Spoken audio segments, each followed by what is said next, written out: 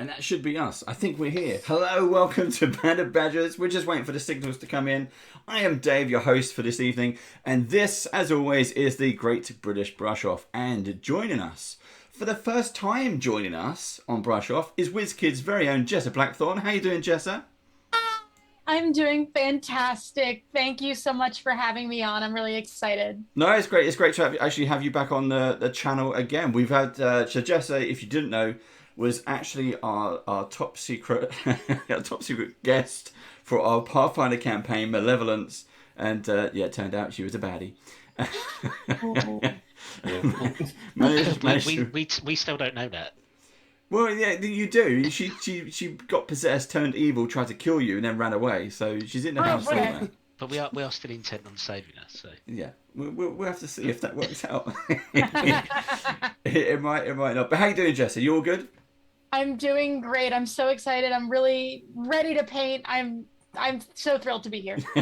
Thank you. And that was the right thing to say. See, you've just earned that box of flakes already. There we go. We'll sort that out. As always, I'm also joined by our co-amateur painters, Steve and Joe. How you doing, Steve and Joe? Yeah, good. Good. I'm good, and we have sound and vision. Good. We have sound and vision, which helps when you're doing a brush off show. Painting, yeah. The audio descriptive. Exactly. Episode. I am painting this blue. There we go. And as we'll basically, if you didn't know what brush off is all about, it's about us three amateurs. That's Steve, Joe, and me. And we compete for what we call the coveted gold stars. Each season, our guest painters come on and we just hang out. We just painting different things. Today we're painting the giant octopus, which we'll cover in a sec. And they get to judge us to see who has done the best paint job. And the winner gets a gold star. It's just for kind of bragging rights, really, nothing else. But it's all a bit of fun. As always, we'd like to thank everyone, WizKids, Vallejo, Redgrass, and you for tuning in and joining us. And hopefully, like us, if you're learning how to paint miniatures, or if this is a brand new hobby for you, or if you're just a beginner, we hope that you find this information useful. If so, if you're watching this on YouTube, especially if you're watching this on YouTube, leave a comment below. As I mentioned... Wait, don't go to the paint part yet. Everything falls apart. I'm having a technical issue. And I'll just keep talking. This session, I'll cover you, JESSA. They haven't spotted it. We're fine. So this session, we are painting, it is WizKids, it is the giant octopus. This is part of the Deep Cuts series, okay, from WizKids. We're going to learn how to paint this now. I think the guys have already opened theirs, or at least Joe has. We found out that it has a clear base. This is not one of the black base minis. This is a clear base mini. So I don't need to paint the base today. I just need to paint the octopus, which is... But that does mean you need to paint the underside of the octopus because you can see it. You can see it. That is a good point. So that says no getting away with being lazy and not painting the underside of the octopus. That is a very good point. I didn't think about that, actually, at the start. We'll have to... I would like to talk about clear bases while we cover for JESSA. No, I'm set. I'm good. Yeah, there we go. Please talk about clear bases, please. I really like these. Yeah, I prefer clear bases. I mean, I do like decorated bases, but it means you can put your goblins and everything else on the map, and they're not stood on stone, and they're in the middle of a building. So the clear bases really helps with the immersive. And you can concentrate on painting your minis in rather than decorating bases. Yeah, that is true. So I think that was a very good change. Cool. We approved of your comment there, Steve. Thank you. that is badges approved. Badges. Right. So now JESSA has actually painted the giant octopus before, so she has more experience than all of us in painting this. So JESSA, kind of over to you. Just kind of explain, or if you can, show us what you've done in the past. Show us what you plan to do today. And we're going to start unpacking these. So Sure. Cool. Go for it. Great. I'm going to start switching cameras around as well, so everyone can start. All right. The camera should be okay now. Cool. Let's find out. So let me just begin with the disclaimer that I am by no means a professional painter. I don't consider myself a professional painter. I am just someone who enjoys painting, and these octopus minis are a lot of fun. Now, oh, they're under my face, so you can't see them. Let me just move these over here. There you go. So the giant octopus is really nice and really good for beginners, I think, because it has a lot of texture, but also kind of a lot of flatter, smooth areas. So it's a nice way to kind of get your feet wet with painting. I've painted 2 of these before. So the first one I ever painted was this one. This is actually the second mini I ever painted in my life. Was this giant octopus. So it has this really nice... We were saying off camera, actually, that shade of blue is gorgeous. I love it. I'm going to find out for you what color blue that is. I'll tweet about it once I find out the name of it. Cool. I don't have it on hand, so I can't check. And I actually dry brushed it with a really nice violet kind of color to give it a little bit more dimension. And then the underside of it is this kind of plummy purple with the bright pink, and I actually am using the same pink today, so you will see that. I just really love this. This is supposedly an octopus that occurs in nature, and that's why I picked this color combination. I cannot find any evidence aside from photos that may or may not be photoshopped, but I really like it. I think it's really cool looking, and so I decided to paint this as my first giant octopus. Now, the second giant octopus I painted, I actually painted with Rick Ankney at Origins 2019. We did a stream painting when he was still on painting Happy Little Minis. Yep. And we did a painting stream. And so I painted this one, and it's supposed to look like a stuffed squid that I have at home. I have this like giant 8-foot-long stuffed squid that I got my boyfriend for his birthday a couple of years ago, and I tried to paint it to replicate that. But the problem with that is that the paint that I overwatered the paint. So when I was, trying to thin the paint with the water, I kind of overdid it with the black, and it just came out very patchy and not very good. So unfortunately, this one didn't come out.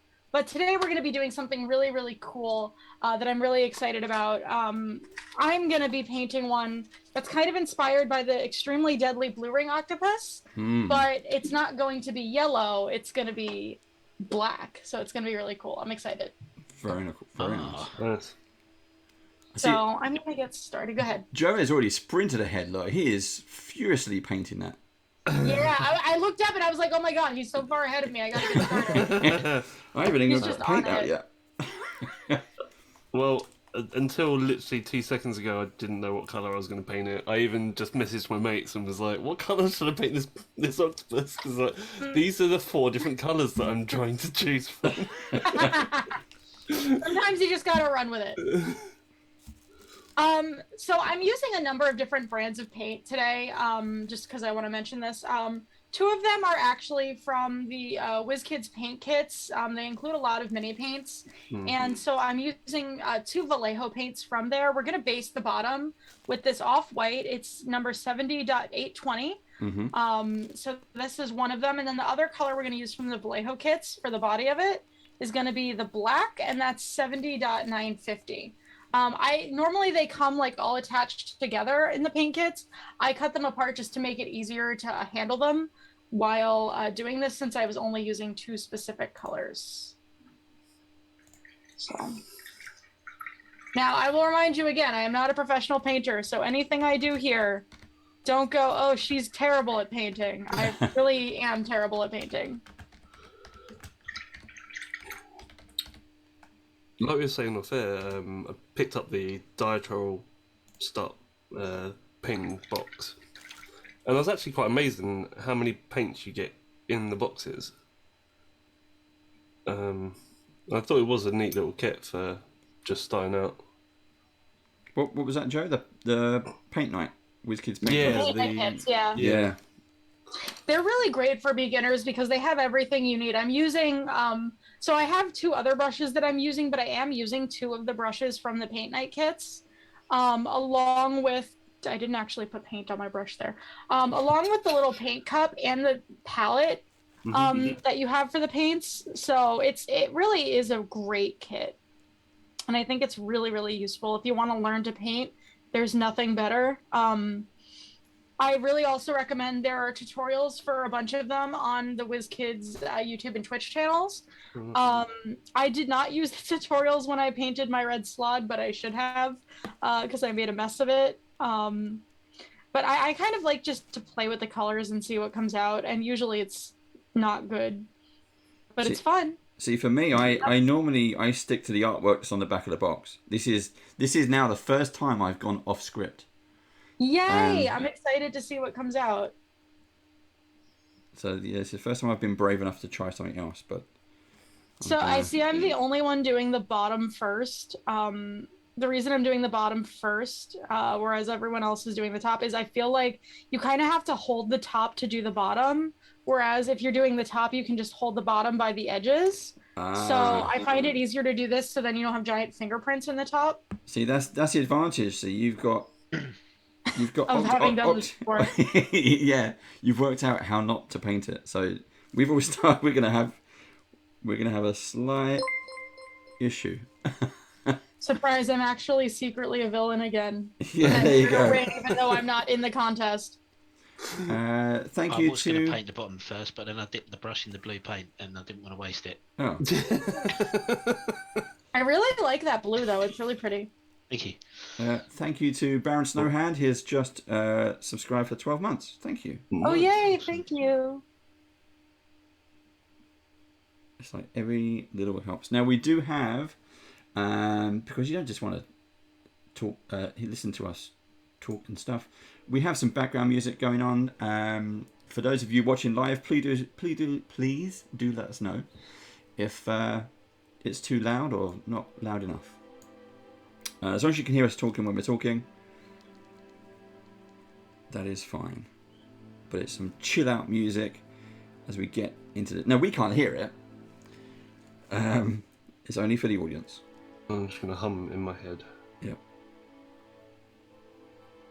I'm trying to make it, because right now I can't see the way the camera looks on my monitor. So the way the top-down camera looks, making sure I'm visible.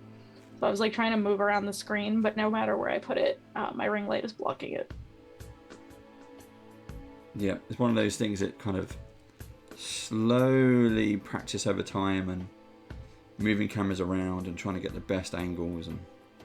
Yeah, I think part of the problem is because, this isn't a problem, it's just the way you set it up, having, my face cam over part of it. It's just making sure that gets lined up and I'm not off-screen painting. And I changed my whole camera setup for this to make sure that we could make it work. So, but I'm very happy. It's working well. So I might actually use this setup for my show now. Cool.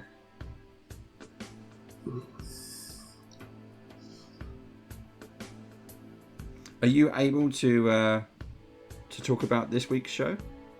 Oh yeah, sure. So as you know, we had to cancel last week. I got sick. I'm sorry. I'm feeling better now. So tomorrow is when I film. I always film the show on Tuesdays. Yep. And we are actually going to be doing the D&D Icons of the Realm, not Icons of the Realms. I want to call everything Icons of the Realms. I don't know why. I've literally had to reshoot episodes because of it. It's really bad. But we're doing the D&D frameworks. We are building the ogre miniature from the frameworks line. I'm really excited. I love building sprue. I think it's so fun, and the ogre is really cool. It's got a lot of cool stuff going on with it, including some fun lore references. So you'll have to tune into my show to find out what those are. But I'm really excited about the sprue minis. They're coming out soon, and I'm so thrilled that we have them coming. They do look very, very clever. And it's the fact that the whole range has both heroes and monsters. Yeah, absolutely. It's been really fun to have those options, because I've played with built a couple of them now at this point, and there's so many different options, especially for the heroes. The monsters having options is also amazing, but I just love that you can build your hero the way you want. That's true, because there's a bit with the hero minis. You get two different types of head. So you get a head, and then you might have a hood, a version with the same character but with a hood. So you get part of their features are all just hidden away, which I really liked. That's actually, I think that's actually the human rogue or the elf rogue that's in there, and I'm actually planning on using that for an upcoming campaign that I'm in. Cool. So I'm very excited for that figure in particular. Because I'm picky about my character's hair. Like, the hair has to look right. But if they're wearing a hood, it doesn't bother me because they're wearing a hood, so no one's going to see their hair, so it doesn't have to look right. I was talking to Theo from Gallant Goblin yesterday, and he mentioned he mentioned the dwarf framework. The female dwarf has different hairstyles or hair braids that you can add on. So that's what I mean. The level of detail and the extra customization is just great, and I love the idea of you could have like a relaxed version with the hood down, weapons away, but then you have a different version where they're like a combat version. Yeah. And you paint them the same way, it's the same character, but you have like a combat stance and I'm just chilling in the tavern. Yeah, I love that. I just love the flexibility it gives you. So I'm a person that's just big on like customization, and like, for example, that's why I switched to Android from iPhone so many years ago, was because I liked, being able to customize my device, and iPhones don't really let you do that. And so, the same thing with these Frameworks minis. Now I can customize my character and make them feel like my character. Yeah. And what's really cool as well is that there's a lot of parts on the Frameworks minis that are figure agnostic, and so that means that you can take them between Frameworks minis even. Like that's pretty cool. Yeah, that's one of the extra exciting parts. So like if I see an arm that I really like on one Frameworks mini, I can move it to another Frameworks mini. Oh, now that I didn't know. That is pretty cool. Okay. Wow. I mean, it's not completely universal. It would have to line up, but there's a lot more room for that kind of customization. Yeah, it just suddenly means you've got more options available to you now. Yeah. So you literally have body parts and you can match them up. Makes like kit bashing your own completely own mini. Yeah. Absolutely.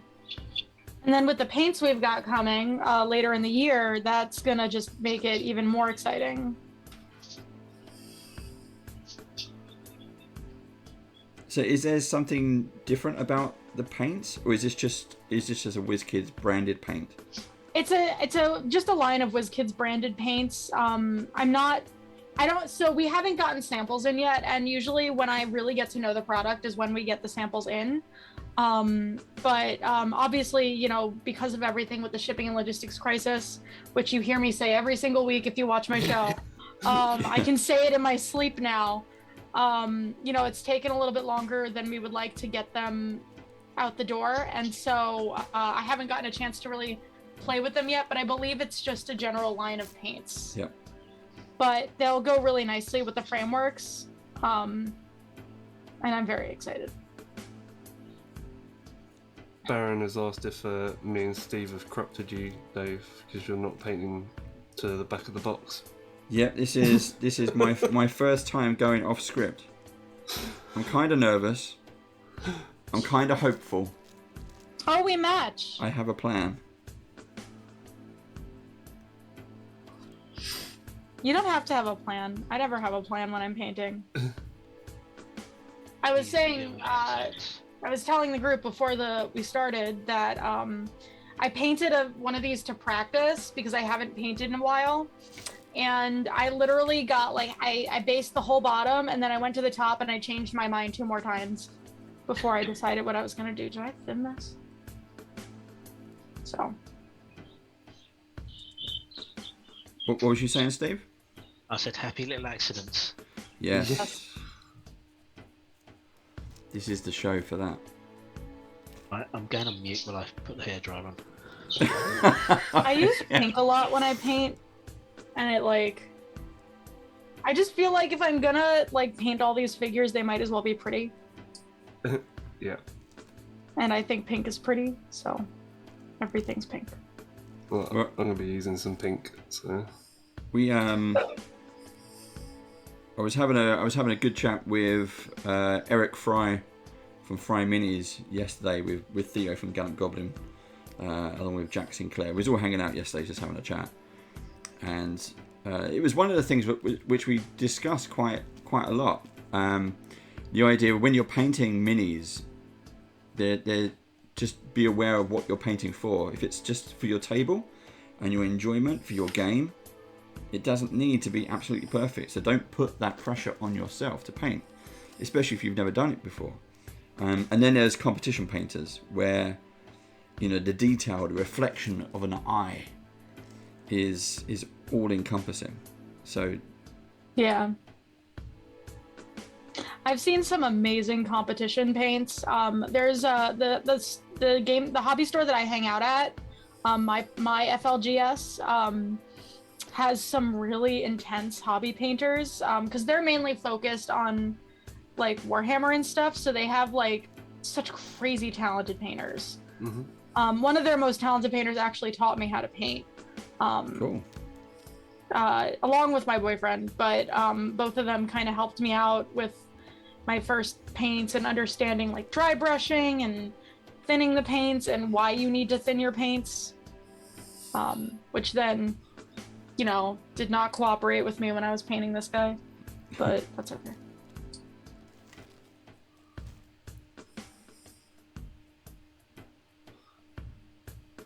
I think as well, going back onto what you were saying, Dave, that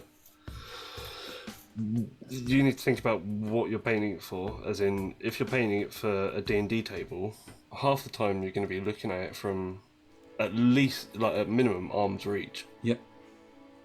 You know, sometimes more than that if you're sat around a big table. Yeah. So bold colours really are effective, and yeah, smaller tones of colours. You don't need to go into big detail. Most of the big detail is just for yourself, really. yeah. Like, although I would sit there and, like, you know, make sure there's edge highlighting on this little tiny bag on his pocket. Like, Yeah. you're not going to see that from like miles away. Unless you're the rogue. The rogue is going to go, look, he's got a pocket, he's got a bag, I'm going to have that. I'm going to pickpocket that. I roll my stealth checks. Yeah. I love when the like painted figures are actually integrated into the campaign instead of just being window dressing. Yes. I always think that's really clever.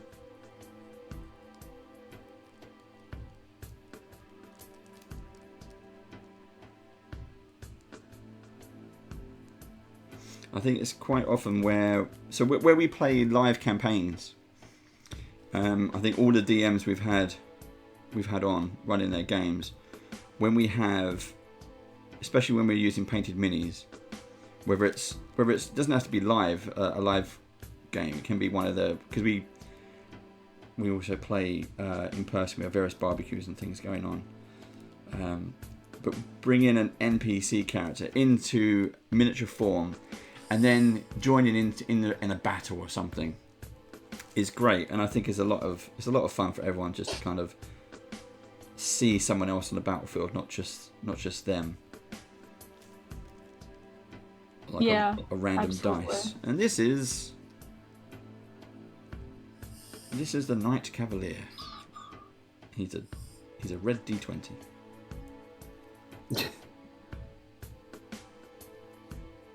Yeah. I know for me that always helps too, because I'm someone who's very visual. Yep. And so like having a visual reference makes it a lot easier when doing the battling. Mm-hmm.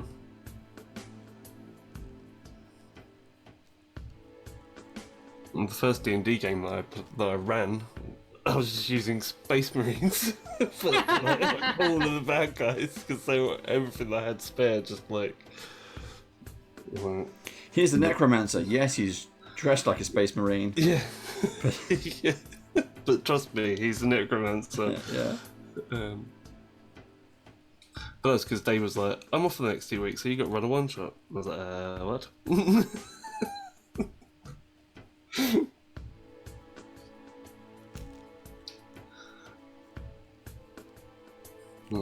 What's the done, I think. One of the really interesting things about this mini is that the tentacles are like twisty, so you really got to pay attention when you're painting to what angle the tentacle is at, so you make sure that you match the top side and the bottom side correctly. Mm-hmm. Which is luckily what I'm doing with this, and you'll see that when we get to the actual like next part of the paint. It doesn't matter as much because I'm kind of playing with that in the way that I'm approaching it.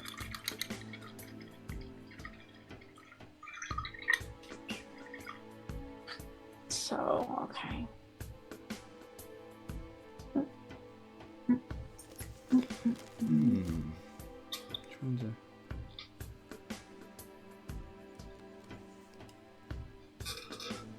Apparently, Steve, when you put that octopus on the packaging, it looked like it was from the packaging. Baron said that it really freaked him out when you picked it up. Yeah, I saw that. Yeah, that made me chuckle. It did.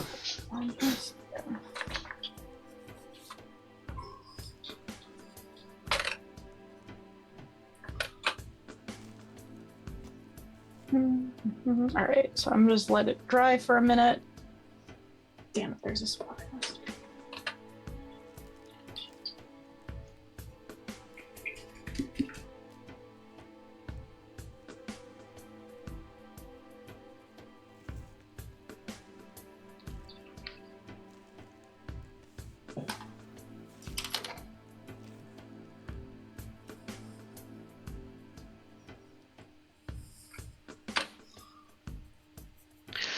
So is the frameworks the next big thing from WizKids, or are they also playing another wave of the unpainted minis, the deep cut minis? We've got both coming. So we've got more unpainted coming very soon, and then of course we have the frameworks. The frameworks are what I would call the next big thing, but there's a lot of cool stuff always coming. It really just depends on what your interest is in.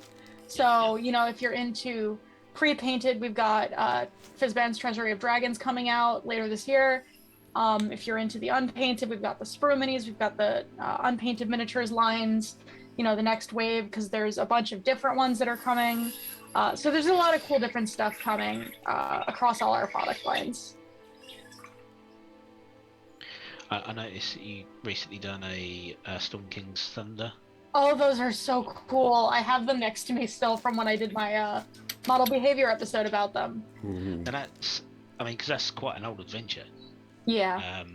So what was the reason for going back to that one and doing something more? Because you've changed some of the poses on some of the original models, haven't you? Because it was original line when the adventure came out. I think a lot of it was that they really wanted to really fine tune the characters that were featured in that original set. That set was very popular when we released it, and so we wanted to revisit that. We're revisiting a couple of other sets like that as well, where we're doing these box sets.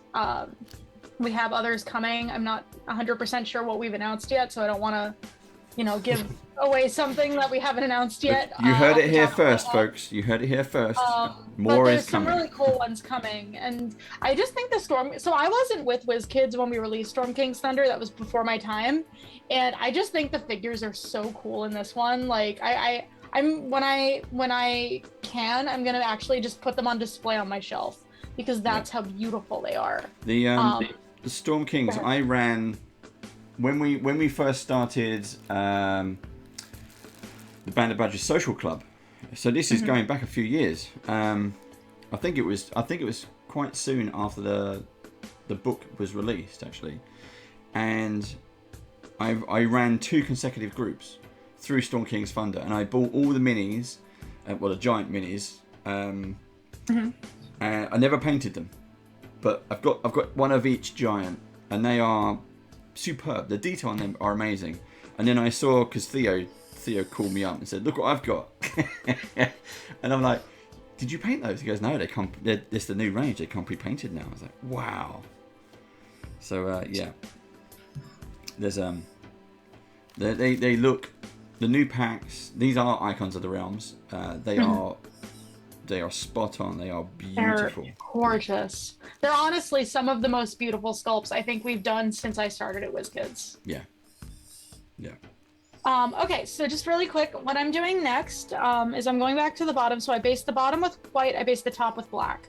Now I'm using a different line. I'm not using Vallejo for this. I'm using something from Citadel. It's a pink. It's called Emperor's Children, and it's just a really nice pink paint. So I'm going to use that on the whole bottom of the mini, and then we'll go back and we'll jump into the next part, which is really cool, and I'm really excited about it. But we're going to go ahead and do the pink all over first. If you want a Vallejo pink that's like Emperor's Children, then squid pink. That's pink. Appropriate. Squid pink. Cool. Yeah, it is actually. That's what I'm using. But it's very close to Emperor's Children. Which Vallejo line? Game color. Gotcha. We have a couple years ago for Christmas, I bought my boyfriend every single Vallejo paint that he was missing. He had like a list and he wanted to have them all. So I spent like $300 and bought him every single Vallejo paint that he had on the list that he was missing. It was very difficult and there was a lot of work put into it, but he very much appreciated it. And so we have every single Vallejo paint, and I could have used those today, but they're currently in a box that I cannot access because it's on like a high shelf in the back of the apartment. And so I'm gonna have to look for that squid pink when I can get back to that box.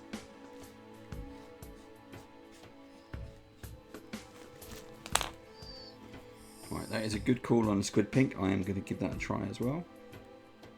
And this is actually also the Emperor's Children on the bottom of this blue octopus. I bought the paint for that octopus.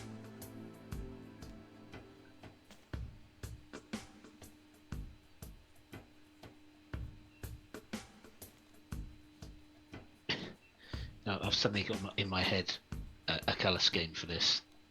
Does it match what you're already doing? No.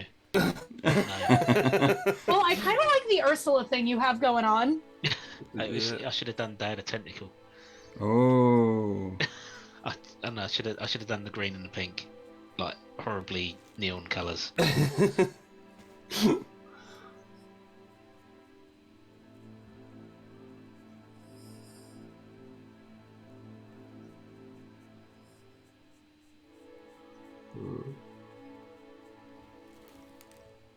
I should have done brick colors. I should have painted my octopus into a brick.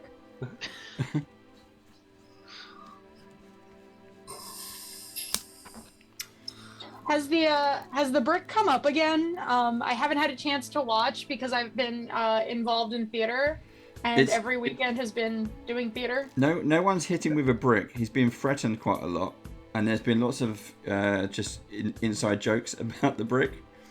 And even last session's guest was Brandon, and he was like, "Can I be a mason? Because bricks." So I was like, "Go on then, if you want to." So lots of inside jokes. That reminds me of so the way I got started in the tabletop industry was through running Werewolf at conventions. Cool. If you're familiar with Werewolf, it's a hidden role game with social deduction. Mm-hmm. And in the Bezier, Ted Alspatch is the designer of Ultimate Werewolf. But in that edition, there is a set of characters called the Masons.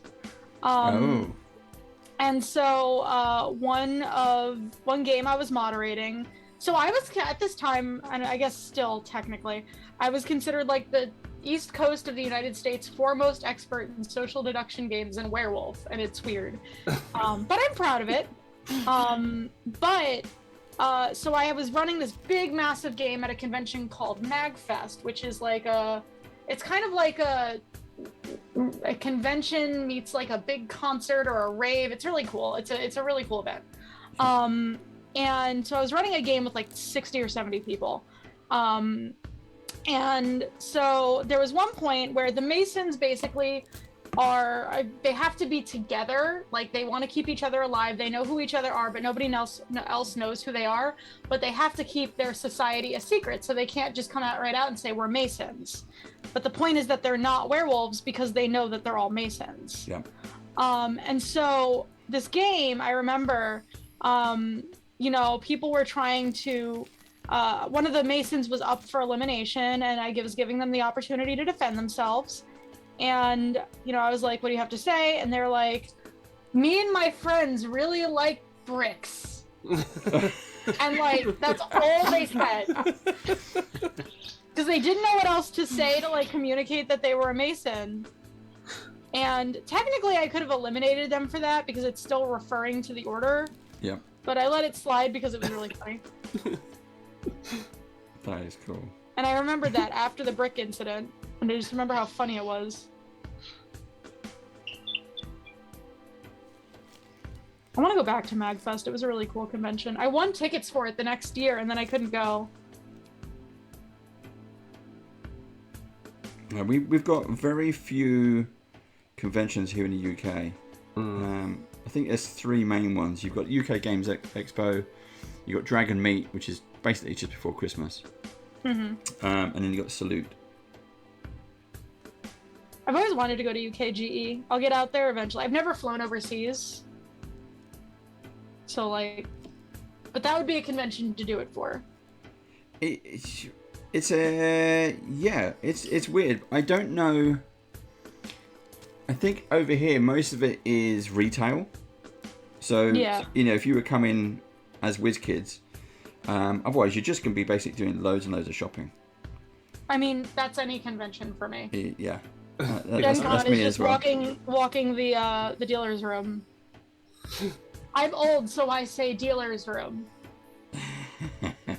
We're going to be doing. So me and Steve are going back there this year. Yeah. But it's a 3-day week. It's a 3-day convention.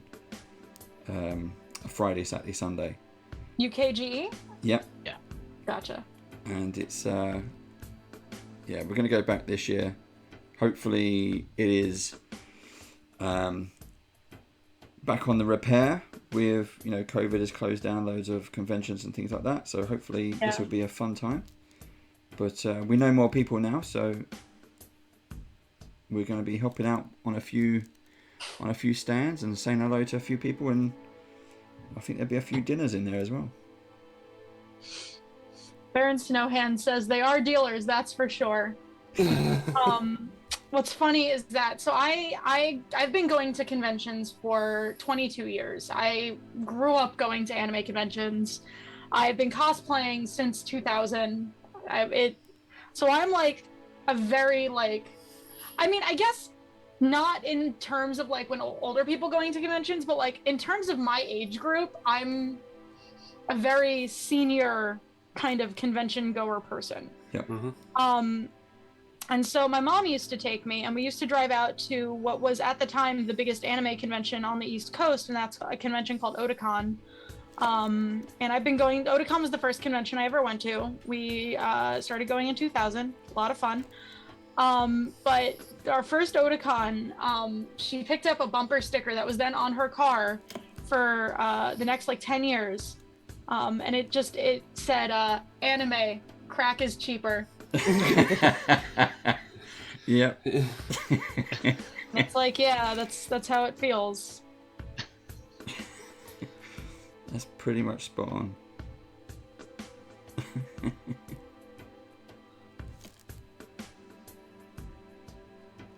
What's the first cosplay you did? My first cosplay was Sailor Moon, and I actually won the cosplay contest at Otakon with that costume. My mom was a really fantastic seamstress and did a stellar job on my costumes, and I was so proud of it.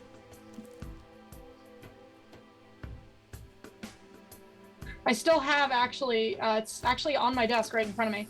I still have the prize I won. So at the time, cosplay wasn't really a big thing, so conventions didn't want to spend the money getting trophies or medals or anything. You would get a swag bag from the dealer's room, and that would be your prize. because it would be, you know, whatever stuff the dealers didn't think was going to sell and they wanted to offload, they could just offload to the cosplay contest winners. And so I got a figure from an anime called Sakura Wars. And I lost the base for it like right after I got it.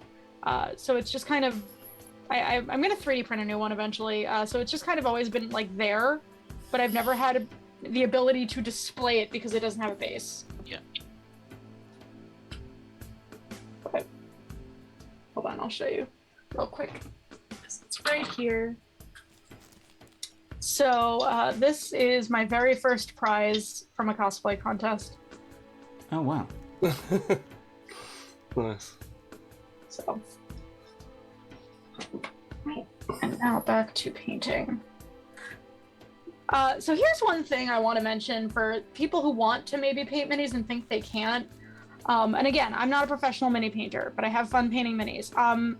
So I have a disability called dyspraxia. A lot of people are familiar with dysgraphia, but dyspraxia is sort of, it's similar but different. It's really a disability of the fine motor skills, where you have a hard time doing things like, you know, painting minis, anything that involves like really small detailed. My handwriting's horrible. And so it makes it a lot more difficult. My hands shake, you'll notice. That's why like my hands shake all the time on model behavior. It's because I have dyspraxia. And a lot of people, you know, you and I grew up thinking I wasn't going to be able to ever do anything like this or like sewing. I thought I was never going to be able to sew. But it's one of those things where you can kind of find ways around it to like really make like you can compensate for it and still do all those things. So like I'm having fun painting. I'm still, you know, the paint is still going to come out, I hope, decent in spite of that. And so, you know, if you're hesitant about taking up painting because maybe you have dyspraxia or you just don't have great fine motor skills, still give it a try because it's still a lot of fun. My mom said I'm never gonna write people's names on a grain of rice, and that's probably true. but I can still paint. On a Sunday we do a show called War Badger, where me and some friends on Band of Badgers paint Warhammer 40k models normally. Mm-hmm. One of our friends on there, he went into hospital and basically lost the use of his right hand. Oh gosh. And he thought that he wasn't going to be able to paint again because he's right-handed. But he's taught himself to paint using his left hand now. That's incredible. And, like, is just as good as he was That's before. Amazing. That's really fantastic. And like you always hear those stories of like people who really can overcome that stuff. And I know me growing up, I was like, well, that's never going to be me. But, you know, I'm here painting. It's especially hard because I'm left-handed, and so like being left-handed means so much stuff already isn't made for you. Like can openers, Yep. I'm literally not allowed to use the can opener in my house because I keep breaking it because I use it backwards. I'm gonna get an electric can opener one of these days.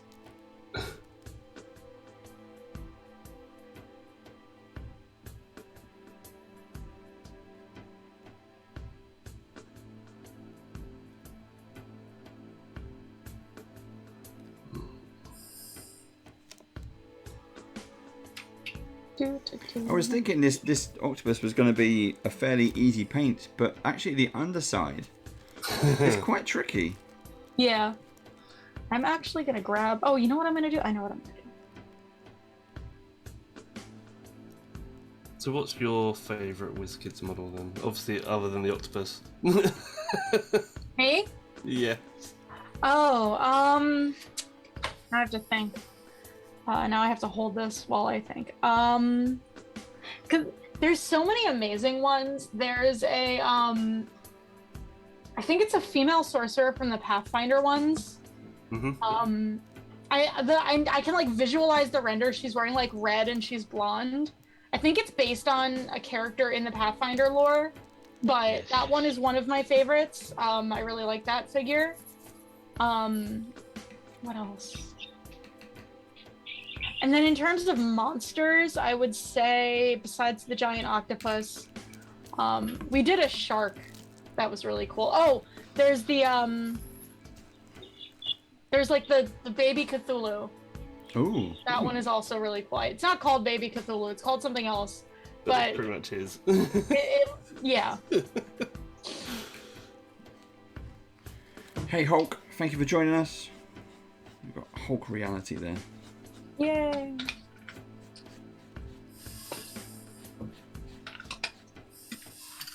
Okay, so I want to talk about what I'm doing next because it's really fun with this mini. So like I said, I'm using a bunch of different paint lines today. And one paint line I'm going to be using next is a line called Turbo Dork. Turbo Dork does these really amazing, they're like iridescent, shiny paints that do a color shift kind of thing. They're really made for airbrushes, but you can also paint them on with a brush, and that's what I'm doing. So this one is called Prism Power. It shifts from pink to blue. And so we're going to be using this to go, and what I'm actually going to do, like I said, is a twist on the blue ring octopus. So it's going to be black with rings on it, and this paint, even though it looks pink and will go on pink on the bottom, over the black it's going to go on blue, and so it's really cool. So I already have that set. Is this the fine detail brush? No, where's the fine detail? Shift as Joe's eyes light up. Yeah.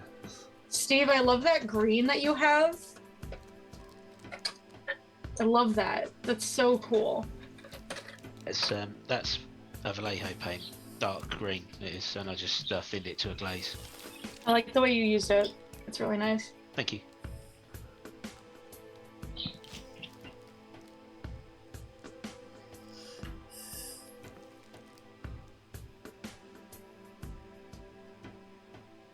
I just realized that that was a bad idea. So I went to use my lips to like make the brush stiff, and then I was like, wait, I'm wearing lipstick. It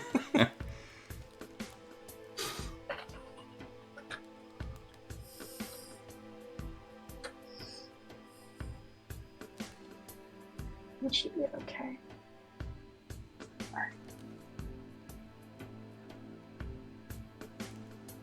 Alright, so I'm gonna go back on the black, and then we're gonna paint these circles.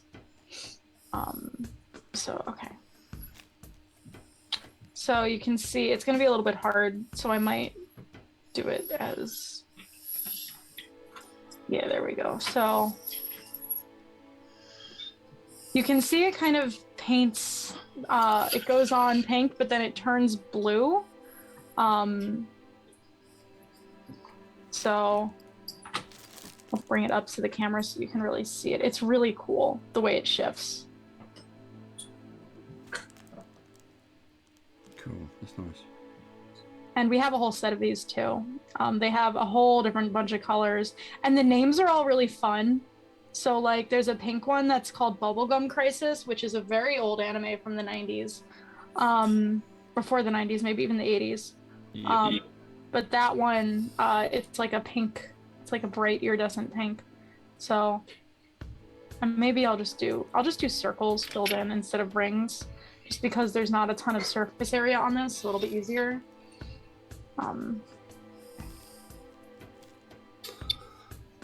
Sometimes what I'll do is actually use like a straight pen to put stuff like this on with the little fine details.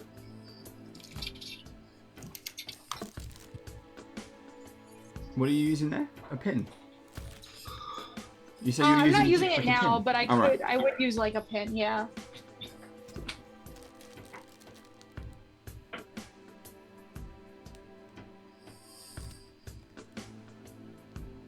But it's really just the way it turns from the pink to the blue over the black is really cool. And this octopus might have 2 different eyes because it looks like I missed a spot, and that's fine.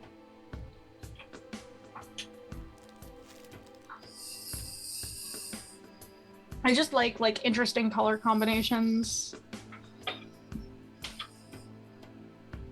So now he's a polka dot octopus.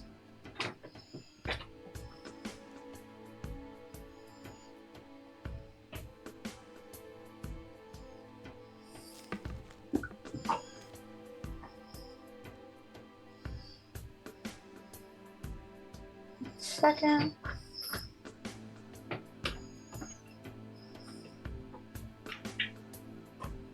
All right, so keeping to going.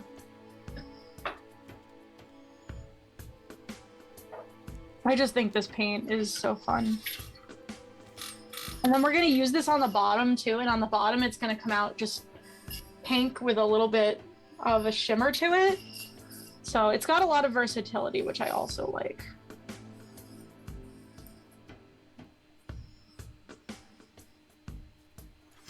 Steve, Do you like the way you've gone very quiet, Steve. How are you doing? Rushing, because I feel like I'm massively behind for some reason. You're not. We're not even done an hour yet. We're good. We're good.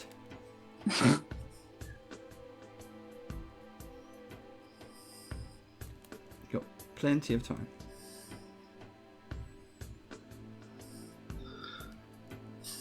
But I thought I'd get through that a lot quicker, but you're right, the bottom seemed to take quite a while to do.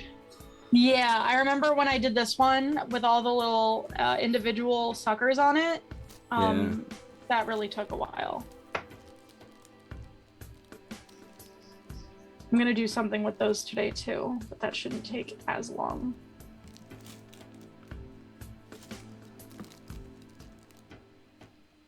I think This is really coming out cool. Now, what I'm doing is a little bit of tidy work. Some of the pink went over my black tentacles. I'm just trying to drive that back.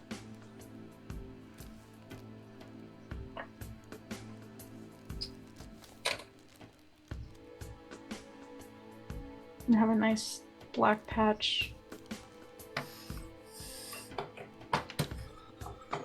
I have another WizKids question for you, Jessa, if you know. Go ahead.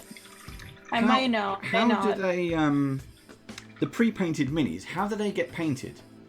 How do they paint them in bulk? I don't know. I think they paint them at the factory when they make them, but I'm not exactly sure what that process is. It's an interesting question. It's something I've wondered and I've never gotten around to asking, but maybe I'll ask about it and we'll do like a little FAQ. Because I know places like Hero Forge can now print in color, so they do 3D printing in color. Yep. But yeah, I don't think WizKids Mini, the pre-painted minis, are printed in color.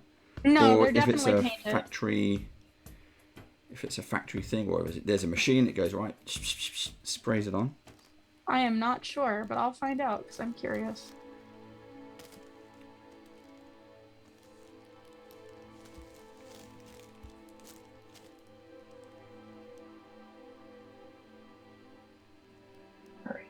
So we're gonna give this a second to dry because I messed it up. See, this is what I was talking about with the why you should do the bottom first, because if you do the top first, you make a big thumbprint in it, which is exactly what I did anyway.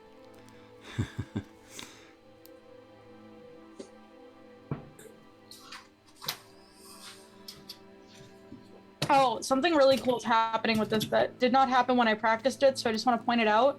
In the center of the circles, it's actually slightly pink, even though it's all the same paint. So that's really cool. Can't really see. You can sort of see it, but yeah, it's really cool. That's nice. It's always hard as well. We have on our Discord channel we have a painting section. So quite often you'll see Joe will paint. Joe will put up the Warhammer stuff, and I haven't been brave enough yet to show off my minis. But we do kind of copy them up there as well. I dread the day I have to paint all my Warhammer minis. All of them. That may be why I have been. Okay, I don't have that many. Oh, but We have a lot in our house. I was just thinking of I don't have that many. how long it would take me to paint all of mine. Yes. It's a full-time job. I only have a couple boxes, but the detail on those scares me a little bit. I have two hobbies, collecting minis and painting minis, and they're two totally different hobbies. Totally unrelated. This is still drying, so we're just gonna hold it for a while.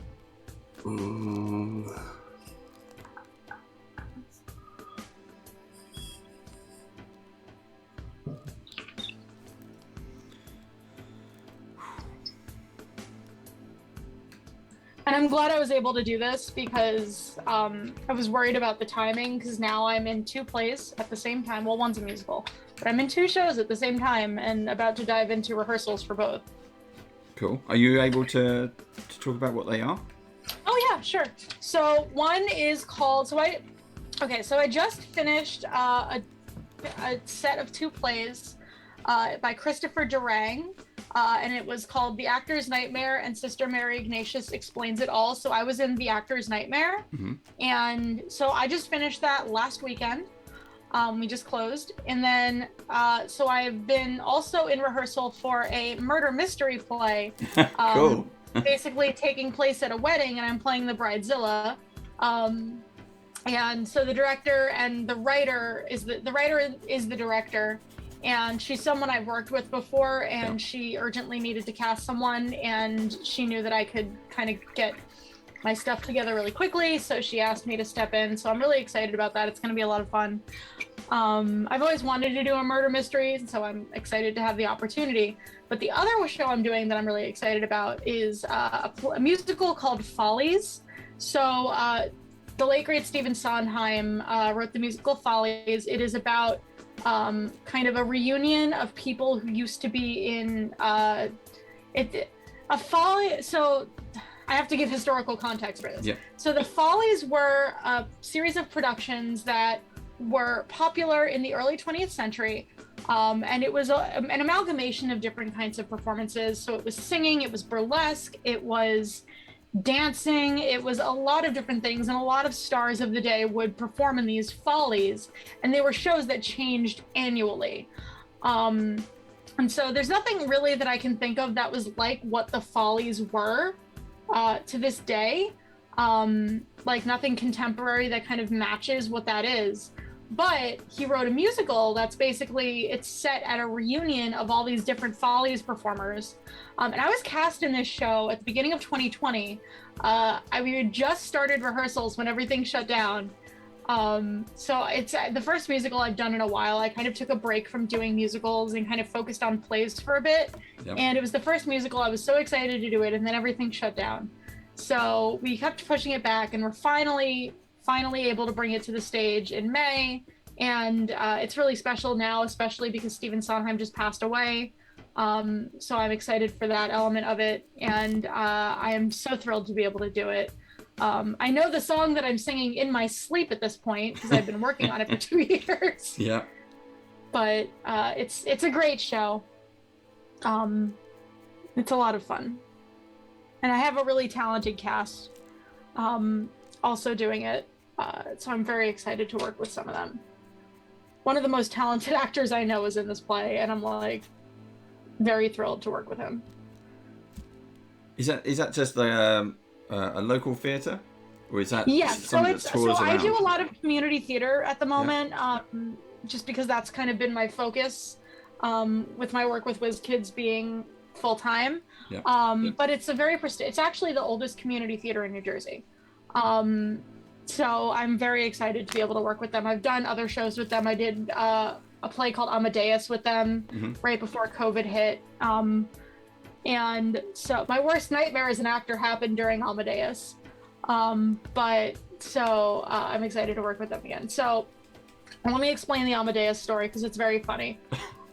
So there was, so the character that I was playing was called the Venticelli, and what it is the Venticelli are they're kind of like the Greek chorus of Amadeus.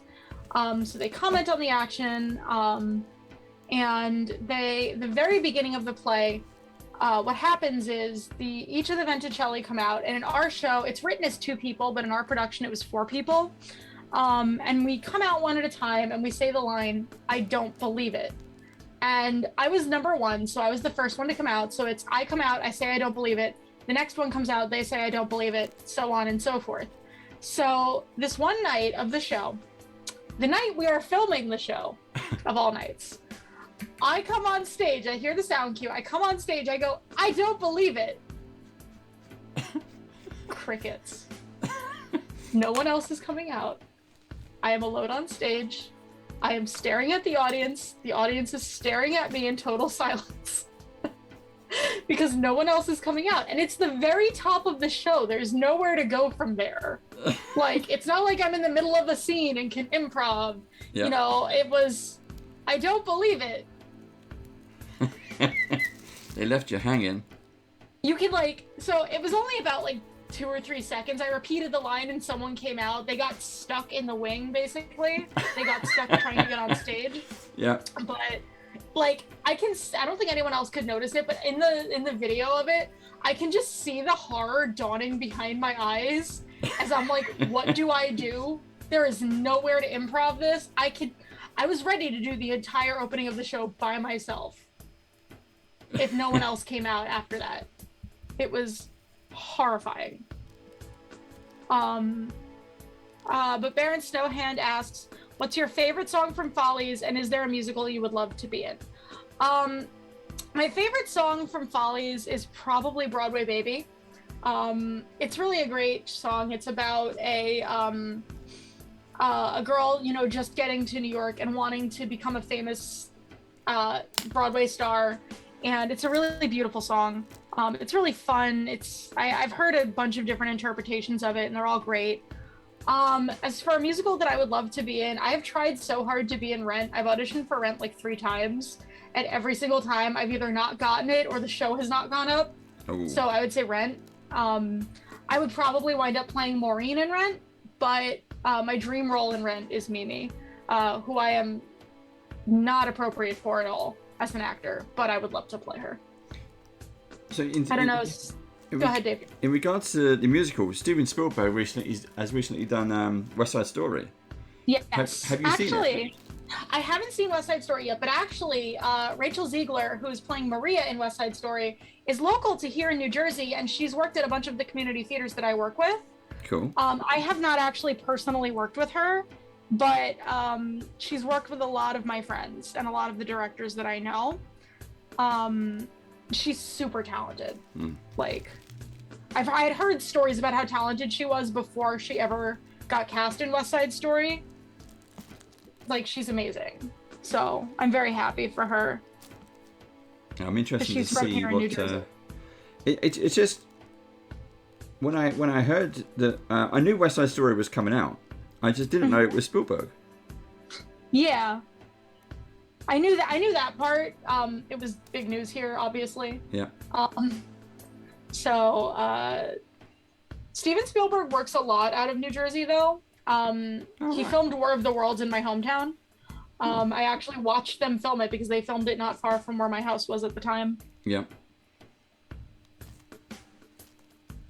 So now we're gonna go on the underside here.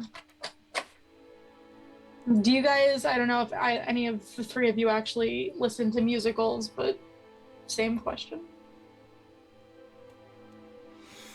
Ooh. For me, weirdly, we do watch a lot of musicals. Obviously, Greatest Showman is one for me that comes to mind, but I haven't seen it yet. Sing 2. I'm so excited to watch Sing 2. Yeah, I have a little boy. We over the weekend, because we've just had a big storm, a series of storms hit us here in the UK, so a lot of repair going on at the house and a lot of power going in and out. So we put Sing 1 on, the first one, and it's great. It's a great musical. It's a cartoon. It's based in, was it Zootopia? It's the same land as the film Zootopia.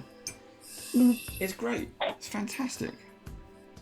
It's not the same as Zootopia, actually. Oh, isn't it? I thought it was. No, it's DreamWorks. Oh, okay. Different studio. But it's the same idea of Zootopia. Yeah. Is a good way to put it. See, my family are massive like musicals and show tune fans and stuff. Mm-hmm. There's only two that I can deal with, and that's it. And they're not even technically really musicals. Well, Bugsy Malone and Blues Brothers are the only two that I can deal with. Yeah. I've seen Blues Brothers. I saw the film when it was out, and I've seen the theatre play 3 or 4 times because the music is fantastic, phenomenal. Everyone gets up in the audience and dances and sings. It's fantastic. Yeah. I'm jealous that you guys have access to the West End because I think that so much of the really interesting progressive theater that's going up right now is going up in the West End. Yeah. Whereas, I mean, Broadway's great, but there's a lot of interesting stuff in the West End. I went to see Oliver at the West End, and that was really, really good. But I was more blown away with the set design and all that sort of side of things. I thought that was really well done. That's the same as Wicked. I've seen Wicked as well, actually. Wicked was just... Wicked's great. Yeah. I've seen Wicked 3 times, but never on purpose. Yes, Baron, I know Bugsy Malone is a musical. That's what I mean. There's only 2 that I'll allow, and that's Bugsy Malone and Blues Brothers. All right, so here are 2 musicals that you may enjoy. One is probably currently my favorite musical, and that is a musical that's on Broadway right now. It's called Hadestown. It is based on a concept album by Anais Mitchell, and it's set in like a 1920s kind of speakeasy vibe, and it's a folk rock musical about the myth of Orpheus and Eurydice intertwined with the myth of Hades and Persephone. Wow. Okay. And it is absolutely stunning. It's the last musical I saw on Broadway. It's incredible. The music is absolutely gorgeous. And especially if you know things about music, there's some music in there that's like if you know anything about singing and music, you'll know this. One of the actors sings a G1, which is extremely low. It's the lowest note on Broadway right now. But it's an incredible musical, and I highly recommend, even if you don't like musical theater, give Hadestown a shot. It's gorgeous. Nice. And then a movie musical that really should be well known more, and it's not because it got overshadowed by one of its contemporaries, is a movie musical from the 70s called Phantom of the Paradise. So Phantom of the Paradise is, like I said, it was from the 70s. It came out in 1974, but it came out right around the same time as the Rocky Horror Picture Show, and the Rocky Horror Picture Show, which I love, kind of overshadowed it. But the really interesting thing about Phantom of the Paradise is that the main antagonist and all the music was written by what's his name? Oh gosh, he wrote the Rainbow Connection. Hold on 1 second, because I got to get his name. He's a very famous songwriter that's written a lot of really iconic music. And so he wrote all the music, and it's an incredible film. Starring, if you appreciate like B movies and like 70s B movies, Jessica Harper is the leading lady in that, and she was the leading lady in the original Suspiria. So it's just absolutely stellar. But no one knows it because Paul Williams is the main antagonist. Yeah.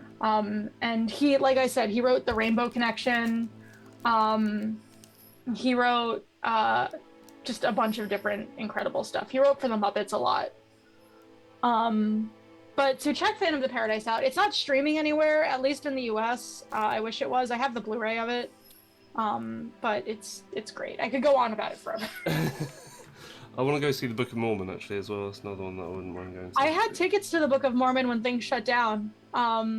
They did like a deal where you could get tickets for like super cheap to shows as things were shutting down, and I got us really good tickets to the Book of Mormon, and then they closed it, and I was disappointed.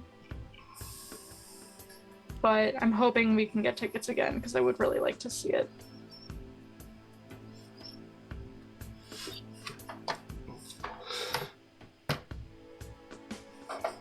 Did you know that octopi sometimes punch fish for fun? That's rude. But also, did you know in the UK they're considered sentient beings? Yeah. Not here though. Your miniature's sentient now. Isn't the So I don't know where this entered my head. I've known of this fake fact or true fact, I don't know. But apparently, octopus is the only creature on the planet that contains unique DNA. Yes. Really? I didn't know that. Yeah. Yeah.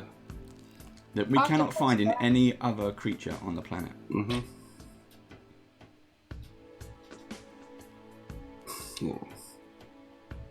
I know another interesting fact about octopuses, but I'll tell you once we're finished. Aren't streaming. You just don't want it recorded on camera. Yeah. So I'm gonna try something. I don't know if it's gonna work. This is probably insane, but we're gonna try it. I'm gonna try like doing a really, really light dry brush with black. Ooh. Just to see if that'll bring out some of that blue. Once this dries, this needs to dry, so we're gonna put it down. You can watch it dry. On the clear bases, would you just use a normal, like, glue? Like, Yeah, glue? so if you watch Model Behavior, I always use nail glue for mine, just because that's what I usually have around the house, but like Testers works or any sort of super glue.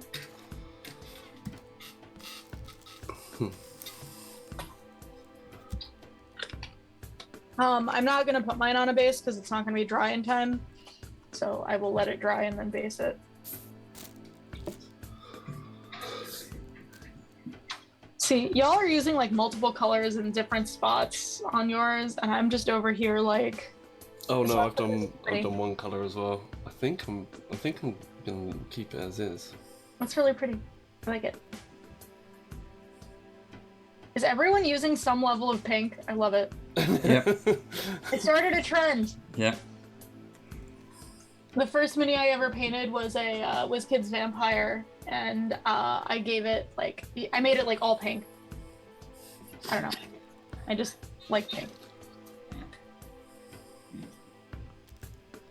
As you can see by the picture of me that has just pink head to toe, that Dave put in the side photos.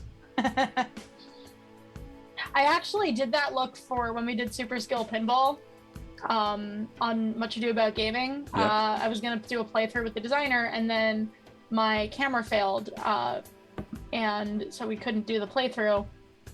But I was like, I look cute and pink, so I'm going to post this anyway. So how long have you been at WizKids now? Almost 4 years. But I've only been doing the streaming stuff for about a year and a half. Because you were doing you were doing board games. Yeah, so I started. Do, So I started in the marketing department, mainly focused on board games. And then as we kind of expanded, you know, our product lines, especially with the RPG, I kind of picked up stuff with that as well. And then just kind of now I do everything. We have a great team in the marketing department. I'm just the main streaming person. Yeah. And I help out where I can everywhere else as well. So I actually have a editor credit in a bunch of our upcoming board games, which is really cool. Yeah, it's nice to get a name in print. We because we worked on the Beadle and Grimm's Character Chronicles. Mm-hmm. Myself and Steve both have our names in there, which is really nice actually. Yeah, really nice What's funny is that my real name, which is the name I use in my WizKids email, is different from the name I use for all our streaming stuff. But I mean, they're both still JESSA. And so I keep getting people asking me, like, are you the same person? And I'm like, how many JESSAs do you know? I think WizKids has 2 JESSAs. I mean, I'm not, that sounded like I'm really mean, but I'm not. I think it's funny that, like, that happens a lot. So when you got the job at WizKids, did you just apply, is it, you wanted to work into marketing, and then did you get a choice? Did they say, right, what department you want to work in? Did you pick board games, or did you just go, right, you're working on board games? Well, so when I came in with my background being in board games. I work with an organization that's mainly here in the US called Double Exposure.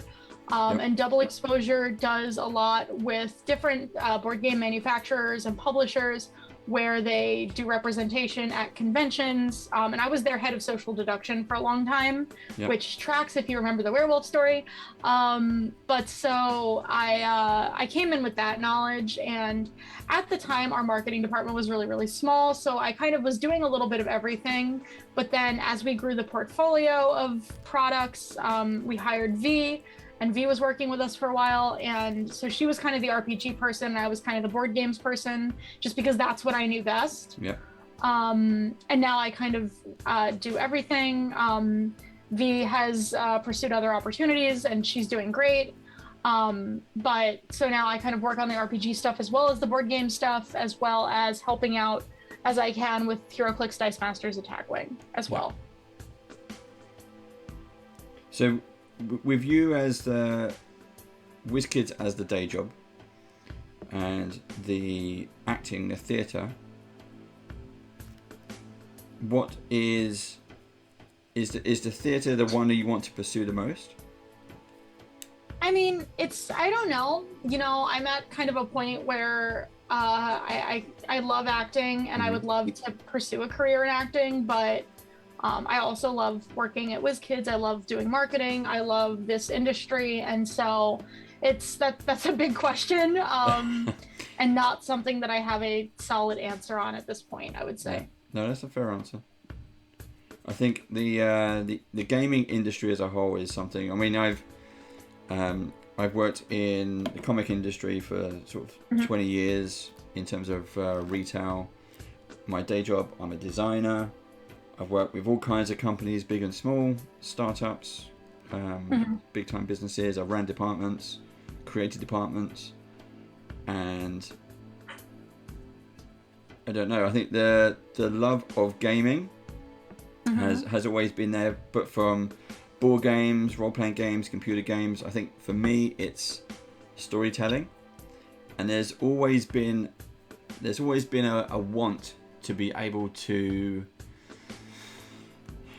work in that industry and design something. And then there's a fear in me that says, but then once I get a peek behind the curtain, am I still gonna love the industry? Right now, everything about gaming, whatever it is a hobby, and takes me away from the day job, which is what I want it to do. But what happens when the day job is the hobby? The hobby suddenly becomes not a hobby anymore. Yeah, they say never make your hobby into your job, because then it stops being fun. Yeah. See, there's part of me that's like, that does, love working in the industry and being part of building it, but I do feel that sometimes, because, like, for example, I can't go to a convention without having to work. Yeah. I can't go to Gen Con without working half the weekend. And, like, so part of me is like, I miss just being able to enjoy and discover new things and, enjoy it as a consumer. Yeah. So it's kind of weighing those options. It's always a thing that you kind of have to think about in an industry like this, where it's something that is such a hobby. Because, like, you're working in, like, the logistics industry. That's no one's hobby. Yeah. So you don't have that same consideration. I'm sorry if anybody out there is actually has logistics as their hobby. I do not mean to insult.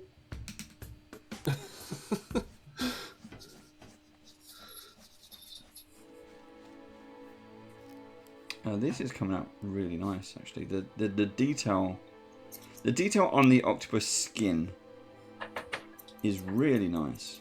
Yeah, it is. It paints really well too. A lot of texture. I need. How do I paint the eyes? What are people doing for? Oh, yeah. A very fine detail brush. I need some more brushes. I've got a fine red grass brush. I don't know if this is a number 2 or number 02, but there you go. Whatever the number that is, 2. All right, I'm using another different color. This is Scale Color Ruby Alchemy. Ooh. And I'm just going over the dry brushing on the black with this to give it a little bit more texture. And also just because I want to see what happens. It's like a metallic red, pink shade. I bought it for painting. So a long time ago, I promised I was going to do a red slot all in glitter, and then I never did it. And I bought it for that because I was going to use that underneath the glitter to give it some shimmer. So, might as well use it for this.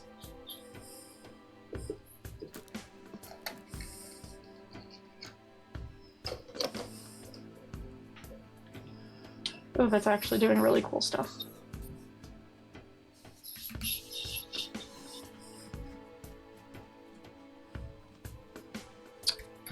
So yeah, doing a really light dry brush on those, the whatever they're called on the bottom makes really interesting.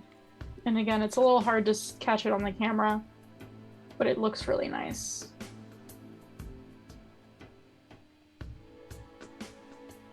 So Jesse, you were saying before that you're a big anime fan. Have you got any favorites? So, yes, I'm a big anime fan, but I haven't watched a lot of new anime.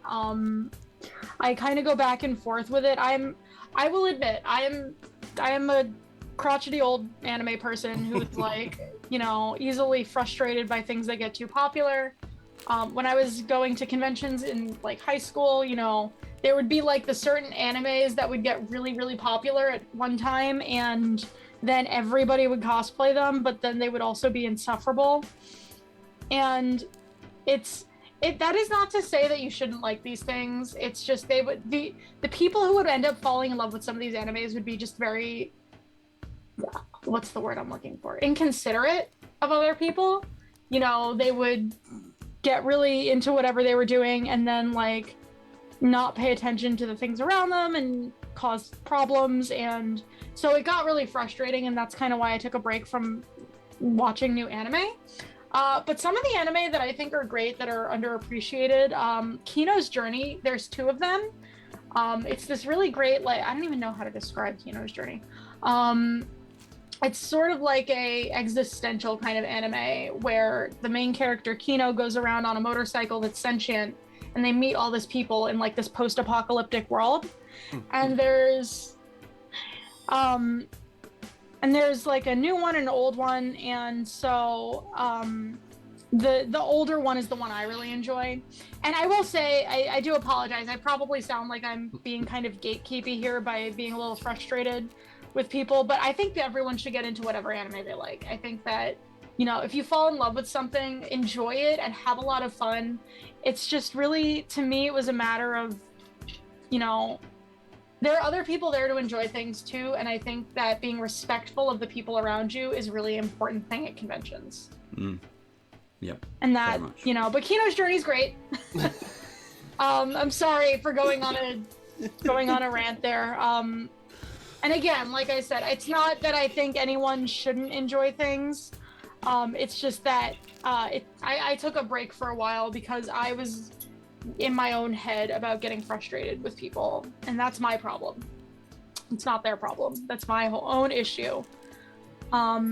Kino's Journey, and then another one that's really good is a classic, Ranma 1/2. Is a real classic. It's a little problematic now.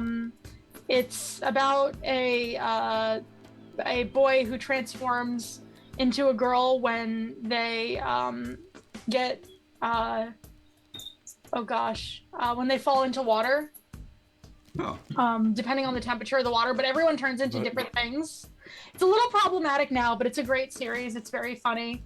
And then my oldest favorite, not oldest favorite, my big favorite is I love Fruits Basket. Fruits Basket's great. I haven't seen any of those, so I'll definitely check them out.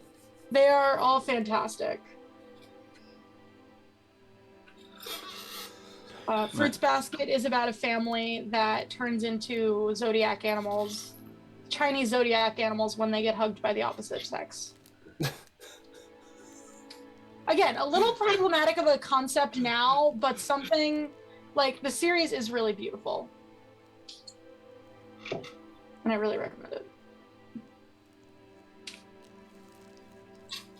Okay, this is a time check. We are just over about just over 15 minutes before brushes down, everybody. Yay.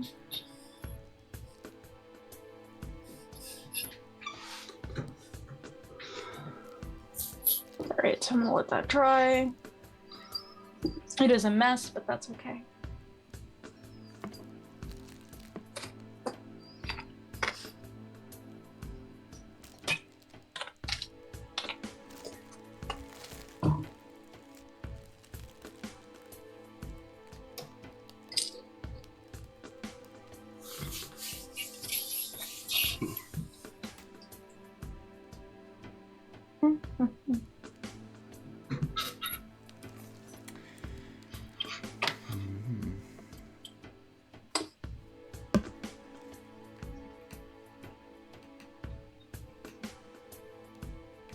So I'm going to bring this back to Icons of the Realms. Yeah, please. You mentioned some of the older stories from 5th edition. The earlier 5th edition stories are being readdressed in Icons of the Realms. Mm-hmm. My question is, does that include the Mad Mage? We have not announced anything at this time. Okay. That is the best I can answer. That's a yes, everybody. That's a yes. That is not a yes. That is we have not announced anything at this time. However, if you keep an eye on our social media and our website, that is the best place to get information. I sound like a broken record.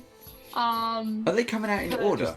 So we Dave, had just Fundo. Go through, ask every single one, and see if she goes like how good her poker face is. Well, so Ghost of Saltmarsh has been done, or is being done. Storm King's Thunder.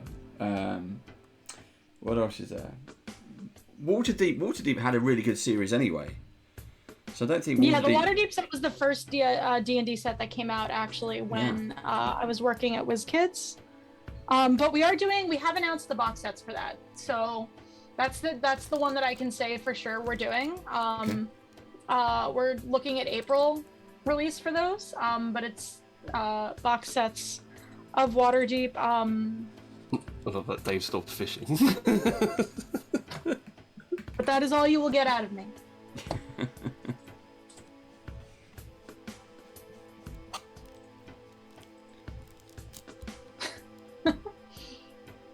Trying to think what else is there. Is there any plans that you might be able to hint at? What about revisiting 4th edition or 3rd edition, like those classic D&D stories? Do you think there's a market for those? Is anyone playing them anymore? We play them. We don't play them as 4th edition. We just convert them to 5th edition, and we play them. But I mean. The reality is, I'm sure there's a market for everything. I'm sure, if it's a story that people love, they're going to want to buy the figures from it. We haven't announced anything relating to those previous editions. Like I said, we're not, scared of making reference to the previous editions. If you remember the action figures that we did, or like I mentioned, the ogre that I am doing on model behavior this week makes reference to, I believe, 2nd edition. But there's nothing announced in that direction at this time. That would be nice. It'd be nice if there was, but it depends, I guess, on like what has to come out. Temple of Elemental Evil, not Temple of Elemental Evil. What was it called, Steve? Was it Temple of Elemental? Well, Return to Temple of Elemental Evil. The Return to Temple of Elemental Evil was second edition. Second edition. There was the Temple of Elemental Evil, which was the original Advanced Dungeons and Dragons adventure, yes. And then there was Return, and there's Paul's Radiance as well. I was going to say you could do Tomb of Horrors, but actually Tomb of Horrors, the classic edition, doesn't have many monsters in it at all. But the re-release they did in 4th edition was very good. Had lots of monsters in it because, like Tomb of Annihilation. Oh, Tomb of Annihilation! There we go. That could be a revisit. Is a good story. It is a good story. So I will say I did not grow up playing D&D. I know a lot of people did. I never really grew up playing TTRPGs. My first time playing a tabletop RPG, I was 18. And I started with GURPS, which is the generic universal roleplay system for those that don't know. So for me, a lot of those classic stories, like, I haven't played any of those, and I haven't played a lot of different popular D&D campaigns. So my familiarity with them is really, something that's limited to what WizKids has released, because I was playing D&D before I started with WizKids, but I didn't play D&D very much. It wasn't like I was a regular player. And now I love it. Now it's, I have so much fun with it. But so a lot of these are kind of newer to me.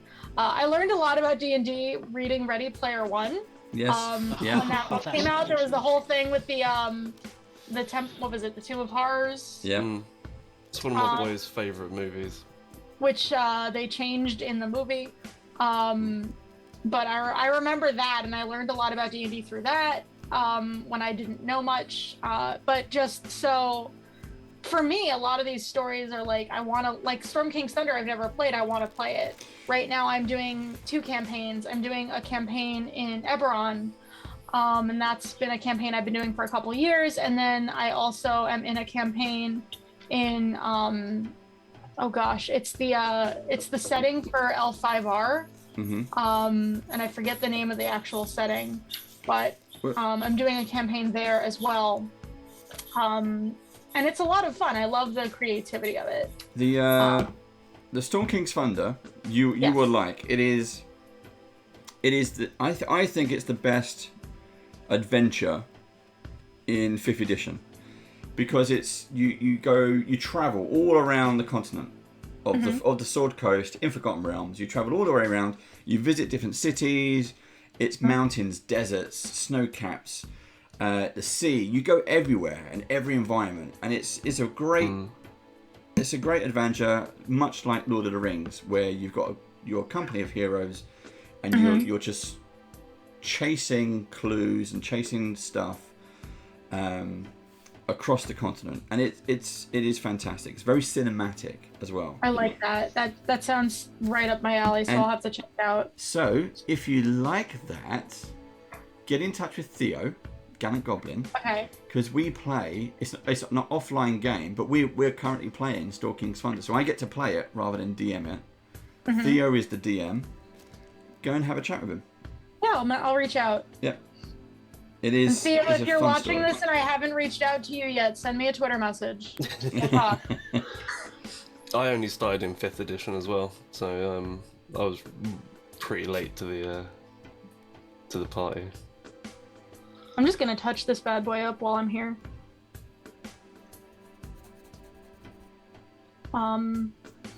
But yeah, so like I feel bad saying that like I haven't played a lot of these classic adventures, but it's just, I haven't had the opportunity to, the way a lot of other people, like I grew up, I was cosplaying. I wasn't playing D&D. That was my nerd hobby, was cosplay. So it's different things for different people. I mean, me and Steve have been playing since we were kids. So, but then most of that was homebrew anyway, because you get a copy of the book, then you're just home, because you can't necessarily afford the adventures. But then as you grow up and you start to get a bit more cash, you pick up these adventures, and these adventures are really good. A lot of them were novels before we actually played them as games. Mm-hmm. But you remember, oh yeah, I read that story in school. That was a great story. Now we get to play it, and it changes. The game is different to the novel in some aspects, so it's nice for that sense to revisit.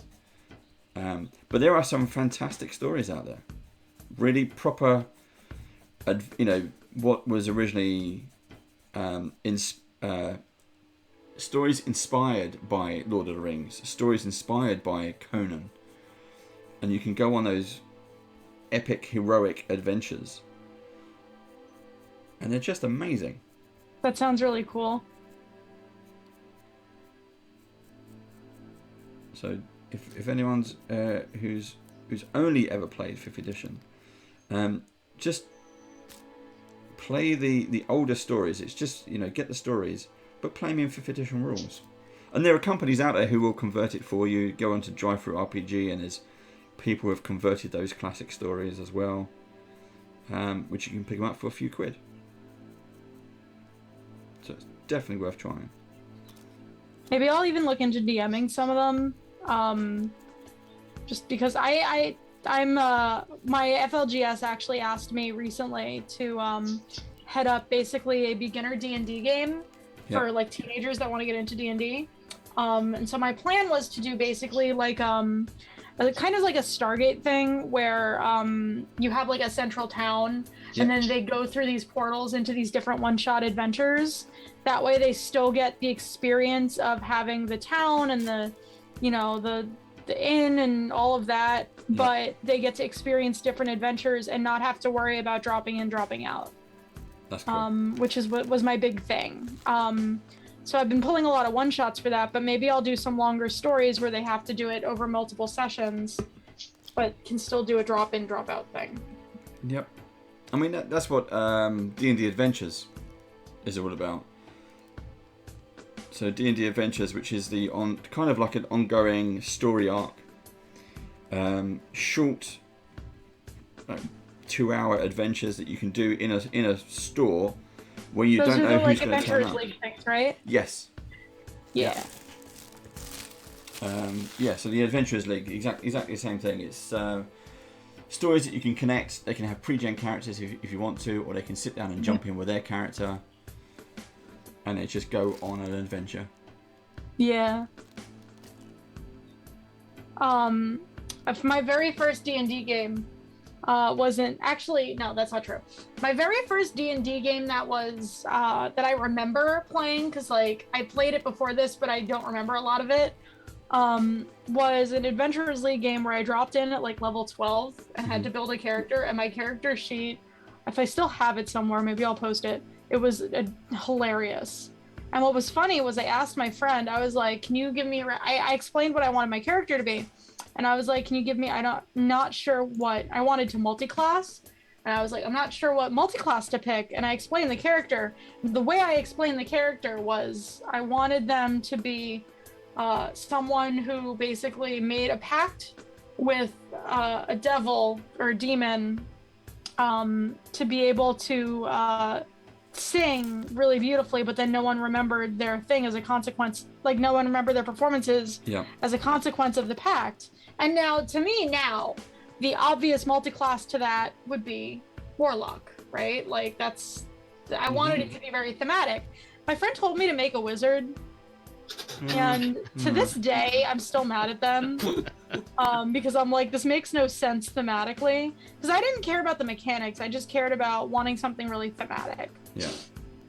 That's a Warlock Bard type effect thing. That's exactly what I should have built, and I built a Bard wizard, and it was weird.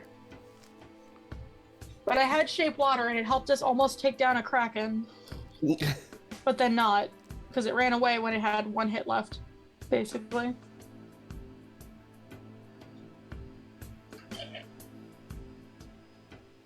Like, 1 more round would have killed it, so it ran away. I wish we had killed it. I'm still mad about that, like, a couple years later.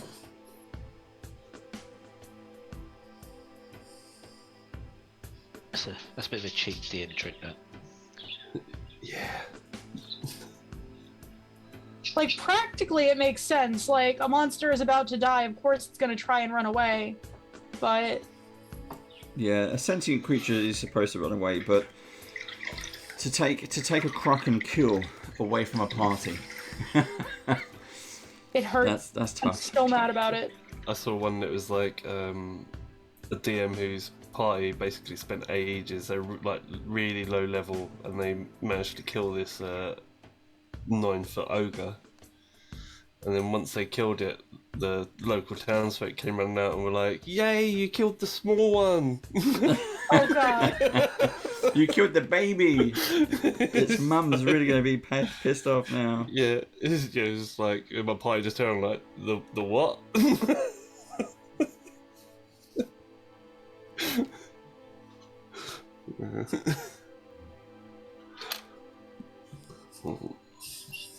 Oh god, there's a bigger one out there somewhere.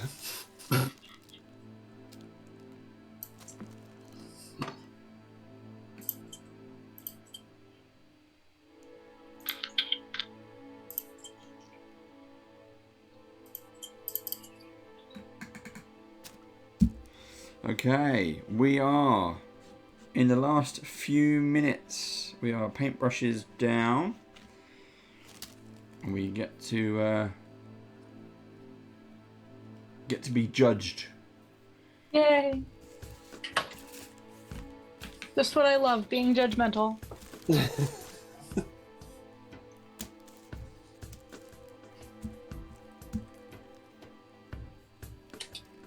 I'm actually really happy with that. I think that's come out really well. I want to see what adventure I can put this in.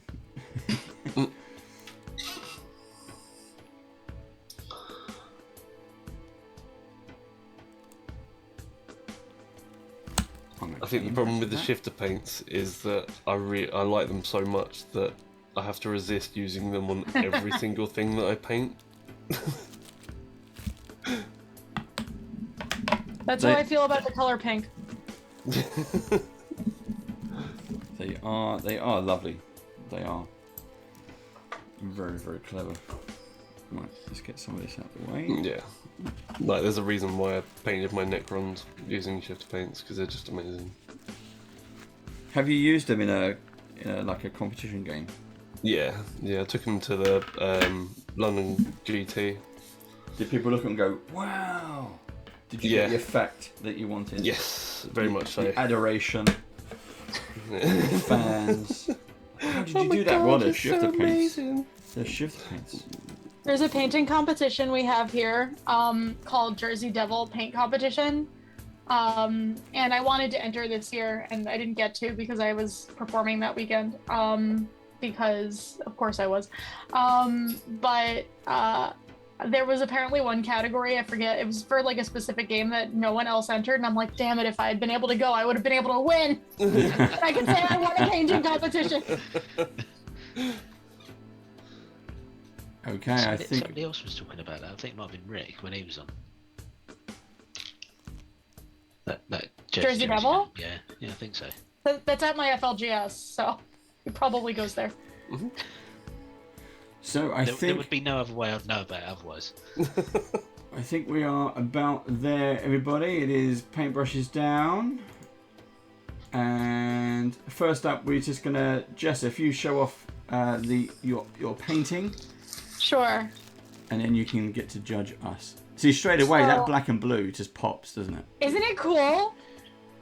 I'm gonna make this full screen. So it's the Vallejo Black with the Turbo Dork Prism Power, which is a pink blue shift. So it's got the blue eyes that you can kind of see, and then it's got And then on the underside, what I did is I used 3 different colors. So I based it with the off-white, and then I used Citadel Emperor's Children over that, and then a combination of the Turbo Dork Prism Power along with Scale Color Ruby Alchemy to give it this kind of really interesting metallic, shifty kind of effect. Yeah. That actually shows up quite well in the centre. Yeah, that's really, really nice.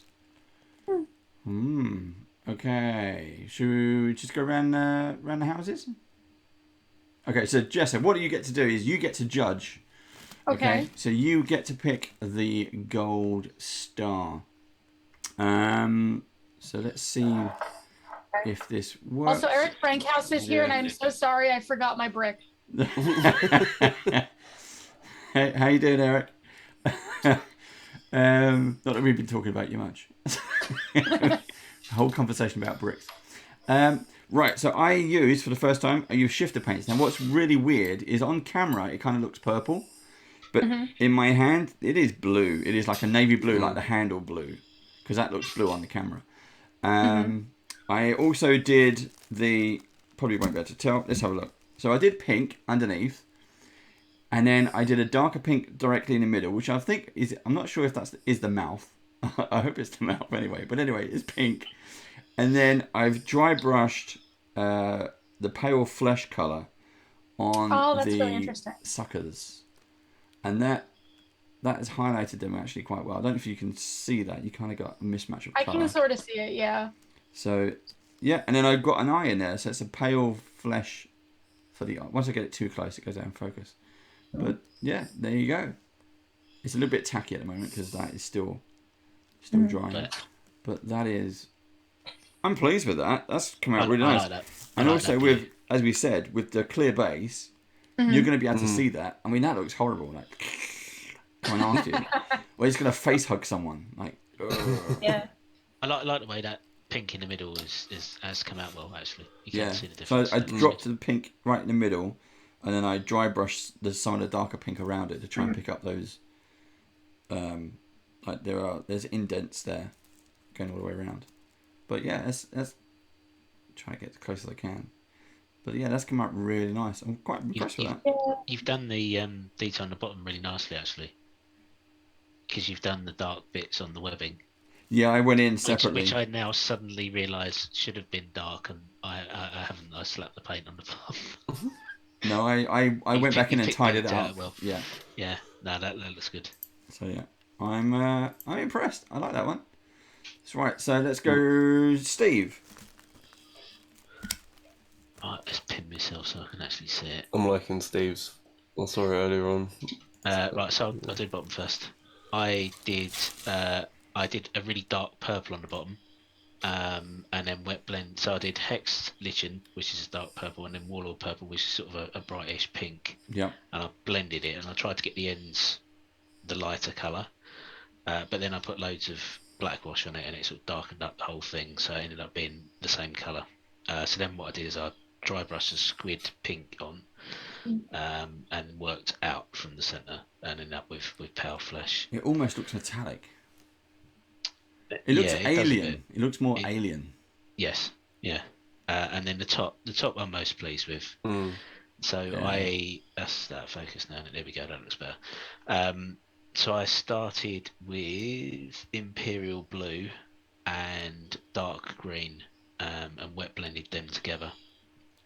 Then went over it with a black green ink, and then I just dry brushed in, again starting from the edges, a turquoise up through various different shades of green, mixing that with white. But then on the top I started with yellows, and went out to pick up the light on the head. That looks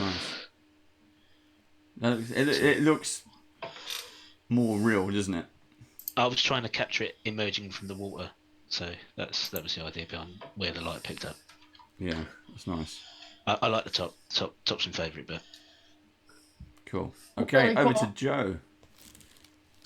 So I tried to keep it quite basic, and I just went much like Steve's colours on the bottom. I had Hex Lichen on the top. Yeah. Which and then on the bottom I have Squid Pink. And I washed the whole thing with Carenberg Crimson, which is a Citadel wash. And then I didn't find colours that I wanted to dry brush it, so all I did was add some white to my base colours to lighten them up. You got red eyes in there as well. Yeah. You can just see that. So yeah, that's. And yeah, Dave, that is their mouth, and they have beaks. That's They it. do have beaks. Yep. And octopuses don't squirt ink, do they? It's only squids. Squids, yeah. Mm-hmm. So yeah, that's my one. Very cool. Yeah, tried to keep it relatively simple, to be honest with you. Yeah. Very nice. Nice model though. Really nice. Nice model. So, if you swap your face around. So JESSA, this is the bit that everyone loves. Everyone tunes in for this bit. This is where we've upgraded the studio. Oh, it's frozen. We now have special effects. We now have a gold star. So you get to pick who is the gold star winner. But this star will rotate around the screen, and where it stops, nobody knows. Steve, you're going to have to do a drum roll because I don't have two hands anymore. There we go. Was that it, Steve? Oh, thank you very much. An air drum roll. I'll get closer with my mic. There you go. Can you hear that? Easy just to tap the microphone. So, JESSA, the winner of episodes 4, gold star for the best giant octopus by WizKids is. So should I just say the name or can I comment? You can comment, yeah. You still got to pick a winner. And I know how this animation works on your star, so I didn't want to mess anything up. Keep talking, Dave's just got to keep I've got to spin a star. If you're watching this on Twitch, you'll see a star spin around. Okay. So I think everyone did a really fabulous job. I just want to kind of point out a bunch of things that I liked about each person's. Starting with Dave, I really love the way you use the shifter paint. And like you said, it's probably more navy than purple. Yep. But I just really like even the finish it gave the mini. I think that is really, really nice. I also like the way you use the flesh tone on the tentacles. Cool. I think that it created kind of a really interesting visual. Steve, I love the way that you use the different colors. I love that you used a wide variety of colors. You created the kind of gradient effect with the octopus's head. And Joe, I really like that even though it was a very simple paint, you used just a really nice, it was very clean. And again, you all use purple and pink, and I love pink, so you're all winners to me. But in terms of the winner of today, I think I am gonna have to go with Steve. Hooray! Well done, Steve. It's a level bit. Yeah. Thank you very much. Agreed. Very well. Well done, Steve. So Steve now has equalled Joe with 2 stars apiece. I am seriously flagging behind. But that's okay. I have the least amount of experience. But anyway, we'll keep on trying. We have the next episode coming up soon. What are we playing next? I can't remember. We're doing an extra show next week where we're going to be doing the Ogre Zombie. So we've got that coming up. I can't remember what is next on the list. What else we have? We have Driders, and we have something else. Yeah, the Drider. We have Drider and something else. Really looking forward to that. So they are coming. JESSA, thank you very much for joining us. It's been a blast. Thank you for coming on. And even though you're not a pro painter, you certainly showed us how to apply and what you can do with, again, practice. By trying and doing different things is how you get better. Thank you so much for having me. I had a lot of fun. This is my 3rd time painting one of these octopi, and I love it every time. So I was so happy to be here. Cool. And yay! You have to see if they can get you to do like a proper giant, like a dragon-sized octopus. That's what you need.